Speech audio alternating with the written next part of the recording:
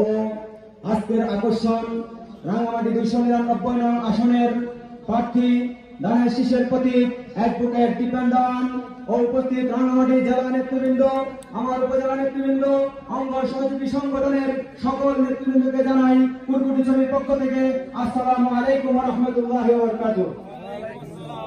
সম্মানিত উপস্থিতি, আপনারা জানেন আমরা আজকে এখানে কিসের জন্য উপস্থিত হয়েছি। দীর্ঘ আমার বুঝের পর আমার এই এলাকায় সর্বপ্রথম আমাদেরকে দেখার জন্য আমাদের বিএনপির পক্ষ থেকে এত বড় একটি আয়োজন। আমরা আনন্দিত, আমরা গর্বিত, আমরা উল্লাসিত, আমরা উচ্ছ্বাসিত। আমাদের এতদিনের নির্যাতন, নিপীড়ন, অবহেলিত, লাঞ্ছনার সমস্ত অবকাশকে প্রতিহত করে আমরা এক পর্যায়ে এসে দাঁড়িয়েছি। আমাদের একটাই লক্ষ্য, এতদিন এত নির্যাতন নিপীড়নের পরেও আমরা যেহেতু সক্রিয় রয়েছি, ইনশাআল্লাহ কথায় নয় কাজে আসছে সামনের নির্বাচনে আমরা কাঁধে কাঁধ মিলিয়ে হাতে হাত রেখে পাহাড়ি বাঙালি ভাই ভাই হিসাবে ঐক্যবদ্ধতার মাধ্যমে আমাদের ধানের শীষের প্রতীককে আমরা জয়যুক্ত করবো বলে আমরা প্রতিজ্ঞা করতেছি ইনশাআল্লাহ। আমরা আশা করি আমরা শুধু মুখ দেখানো নয় আর নিজেকে প্রকাশ করা নয়, আমাদের বাস্তবতা প্রমাণ হবে আগামী নির্বাচনে। যদি আমরা আমাদের দলীয় প্রতীককে যদি জয়যুক্ত করতে না পারি, তাহলে আমাদের এই বিলাসিতা, এই মুখ দেখানো, এই উচ্ছ্বাসিতা, এই নাটকতার কোনো মূল্য থাকবে না। আমি আশা করব আমাদের দীর্ঘ 18 বছরের নির্যাতন নিপীড়নের পরেও যদি জিয়ার সৈনিক এক হয়ে থাকতে পারে, ইনশাআল্লাহ এবারে নির্বাচনেও বিজয়ের মুকুট ছিনিয়ে আনবে ইনশাআল্লাহ। আমাদের মহোদয় মন্ত্রী মহোদয় এমপি প্রার্থীর কাছ থেকে কোনো কিছু চাইব না, আমরা চাইব বিজয়ের মুকুট পরানোর পর আমাদের শুধু একটাই লক্ষ্য থাকবে। দীর্ঘ 18 বছর পর আজকে যেহেতু কুরকুটির একটি সমাবেশ হয়েছে, আমাদের উপজেলা নেতৃবৃন্দ ও জেলা নেতৃবৃন্দর সহানুভূতির মাধ্যমে আমরা পেয়েছি। শুধু আমরা এইটুকু বলবো, আমরা লম্বদূরের বর্ডার এবং বরকলের বর্ডার, বরকলের 56 বর্গ মাইলের মাথায় আমরা পড়েছি।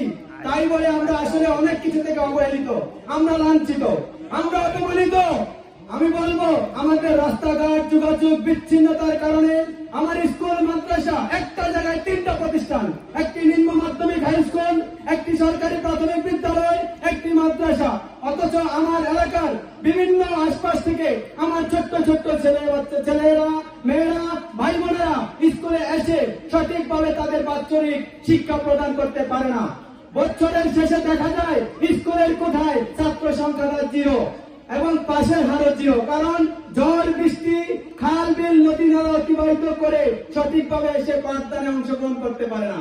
শুধুমাত্র একটা জিনিসের অভাব, যোগাযোগ বিচ্ছিন্নতা। 3-4টা ছোট্ট ছোট্ট কালভার্ট ব্রিজের কারণে আমাদের এই বাচ্চারা শিক্ষা থেকে বঞ্চিত। এ কথাটা সঠিক কিনা? আমরা আশা করব আপনি শুধু কুরকুটিছড়ি নয়, বরকল উপজেলার, রাঙ্গামাটি জেলার শুধু জেলা শহরে নয়, মাঠে ময়দানে এই গ্রামে নিম্ন থেকে নিম্ন এক পর্যায়ে আপনার সুদৃষ্টি থাকবে। এবং আপনার কাছে আমাদের আবেদন, আসলেই আমরা যেটা পেয়েছি 18 বছরের যে সফলতা পেয়েছি, যে উন্নয়নের জোয়ার বইছে সারা বাংলাদেশে, সেটা হয়েছে শুধু মিথ্যা মামলা, হামলা, নির্যাতন আর নিপীড়ন। বর্তমানে সেই জায়গা থেকে, শহর থেকে, জেলা থেকে, ইউনিয়ন থেকে ওয়ার্ড পর্যায়ে নিম্ন থেকে নিম্ন একজন কর্মী পর্যন্ত রেহাই পায় নাই। এই জিনিসটা আশা করি আল্লাহর রহমতে যদি বিজয়ের মুকুট আপনাকে পরাতে পারি, তাহলে আপনার সুদৃষ্টি থাকবে সামান্যতম নিম্ন থেকে নিম্ন ওয়ার্ড পর্যায়ের কর্মীর মাধ্যমে।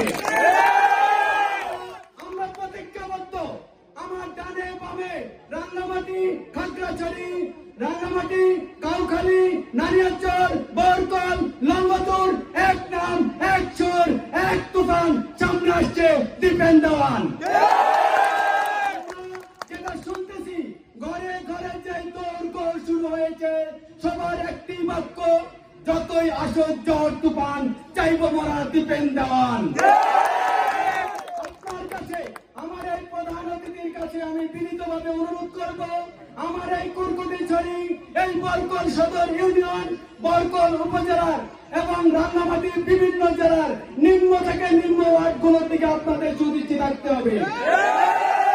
জানি আমার জেলা নেতৃবৃন্দ আমাদের পাশে আছেন, ইনশাআল্লাহ থাকবেন। আমি জেলে গিয়েছিলাম, আমার সার্থক চিন্তাকারী, আমি জেল খেটেও কোনো কষ্ট পাই নাই। আমি যেদিন জেলে গিয়েছি সেদিন দেখেছি শুক্রবারে আমাকে অ্যারেস্ট করে নেওয়া হয়েছিল। আমার জেলা নেতৃবৃন্দ অ্যাডভোকেট সাইফুল ইসলাম পানিল ভাই এবং আজকে তিনি আমাদের মাঝে নাই, যার জন্য অনেক আফসোস হয়। অ্যাডভোকেট শাহ আলম সাহেব আমাদের পাশে গিয়ে বলেছিলেন, তোমরা ভয় পেও না, আমরা যতদিন আছি রাঙ্গামাটি জেলায় তোমাদের কিচ্ছু হবে না। এটা আমাদের অহংকার, এটা আমাদের গৌরব। তাই বলবো, আপনারা দেখেছেন নিম্ন থেকে নিম্ন ওয়ার্ডের একজন কর্মী পর্যন্ত রেহাই পায় নাই, যে উন্নয়নের জোয়ার ছিল। তাই আপনি নির্বাচিত হলে অবশ্যই আমাদের দিকে আপনাদের সুদৃষ্টি থাকবে। এই বলে আমি সবার কাছে প্রতিজ্ঞাবদ্ধ, আমরা সবাই কাঁধে কাঁধ মিলিয়ে একটাই সুর, একটাই নাম, যতই আসুক ঝড় তুফান, চাইবো মোরা দীপেন দেওয়ান। আমি আমার বক্তব্য এখানে শেষ করছি। আসসালামু আলাইকুম ওয়া রাহমাতুল্লাহি ওয়া বারাকাতুহু।